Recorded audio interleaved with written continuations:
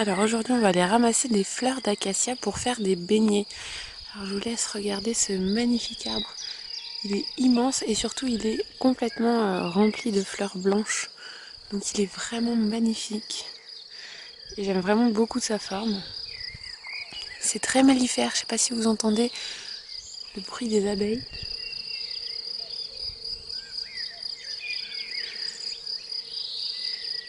Et donc on va en ramasser quelques-unes. Alors le mieux c'est de prendre celles qui sont pas trop ouvertes, qui sont un petit peu encore en bouton. Donc je vais les ramasser et les mettre dans mon petit panier.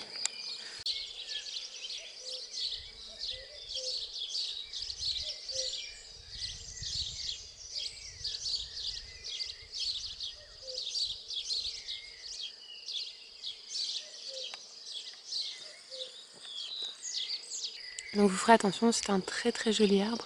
Mais par contre, ils ont des épines, donc vous faites attention quand vous cueillez. Même si normalement les fleurs sont vraiment en bout de branche, vous ne devriez pas avoir de soucis. Donc là, au bout des vieilles branches comme ça, il n'y a plus du tout d'épines. Hop, je sais pas si vous voyez, voilà. Donc là du coup, j'ai préparé déjà la pâte à beignets, donc je vous mettrai le lien du site où j'ai pris la recette. J'ai mis 180 g de farine, un œuf, une grosse cuillère à café, enfin une petite cuillère à café plutôt, de bicarbonate de soude, un tout petit peu de sucre, à peu près 2 grosses cuillères à soupe. Et voilà pour la pâte à beignets. Ici, les petites grappes d'acacia, ici de l'huile chaude. Alors, du coup, vous prenez une petite tige, une petite grappe de fleurs d'acacia, vous la trempez bien dans la pâte à beignets, et ensuite, hop, vous le jetez dans l'huile chaude. Donc là, j'ai pris de l'huile de tournesol. J'ai pris pas une vierge, parce que les vierges, elles ont un goût un peu trop fort.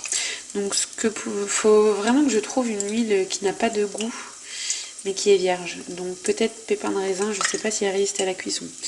Donc là vous faites pareil, vous en mettez plusieurs et ensuite il va falloir les retourner parce que j'ai pas mis beaucoup d'huile aussi pour pas gaspiller. Si vous mettez de l'huile jusqu'en haut, vraiment comme quand on fait par exemple des frites ou des choses comme ça, vous allez pouvoir, enfin vous n'aurez pas besoin de les retourner. Hop. Là, celui-là il n'est même pas encore bien cuit. Faut les retourner assez vite hein, parce que ça cuit très vite. Tac, voilà. En fait, vous le retournez quand vous voyez que sur les côtés ça commence à être un petit peu marron.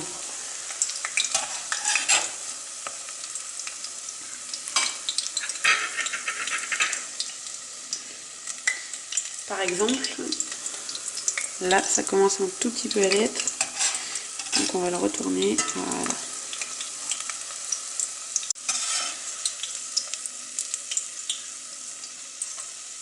Donc voilà à quoi ça ressemble une fois cuit. J'ai oublié de vous dire que j'ai rajouté un tout petit peu de fleurs d'oranger dans la préparation parce que j'avais pas de vanille. Donc vous verrez dans le lien que je vous mets en barre d'infos, dans la recette dont je me suis inspirée, il y avait de la vanille. Donc j'en ai pas mis. Mais ça doit être meilleur avec de la vanille, hein, en plus de la fleur d'oranger. Donc voilà du coup à quoi ça ressemble. En fait à chaque fois vous avez une petite queue comme ça, vous pouvez l'attraper par la petite queue. Ça évite de s'en mettre un peu partout du gras.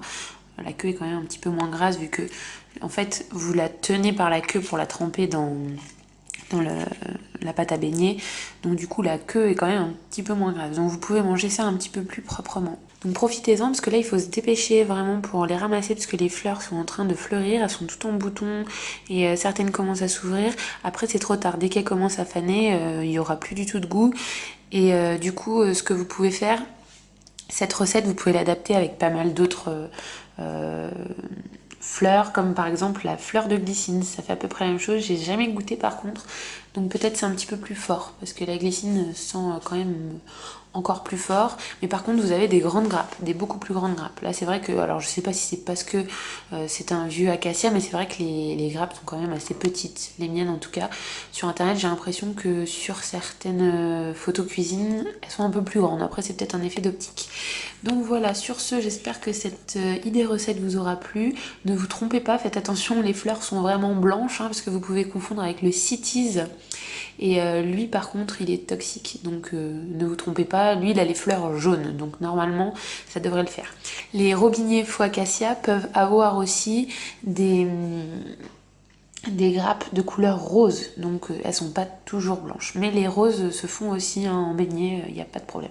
Voilà, vous vous assurez juste d'être sûr que c'est bien un robinier. Vous faites par rapport aux feuilles qui sont, je vous mettrai la photo à l'écran là, les feuilles donc sont assez reconnaissables, c'est toute la famille des fabacées en fait, qui a une sorte de feuille un peu comme ça, c'est de la même famille que les petits pois, etc. C'est des fixateurs d'azote, ils sont très bons d'ailleurs au jardin, hein, parce que là, elles fixent l'azote dans le sol, donc vous pouvez faire au pied de vos acacias, faire pousser tout ce qui est courge et tout, ils vont bien s'y plaire. Bien sûr pas quand l'acacia est trop gros, sinon il y aura un peu trop d'ombre, mais quand c'est un jeune robinier, parce que bon, on appelle ça l'acacia, mais en fait c'est un faux acacia, hein, c'est un robinier faux acacia que ça s'appelle. Et donc c'est un fixateur d'azote, donc la feuille est reconnaissable parce que c'est la même feuille à peu près dans toutes les familles, hein, même famille que la glycine, que les petits pois, que les fèves, etc. Et d'ailleurs la fleur ressemble aussi aux fleurs de fèves, de petits pois, etc. Et dernière chose pour le reconnaître, il a des épines. Et voilà, donc si vous comparez les épines, les feuilles et les fleurs, normalement vous ne devrez pas vous tromper. Voilà, allez, c'est tout pour aujourd'hui et je vous dis à la prochaine.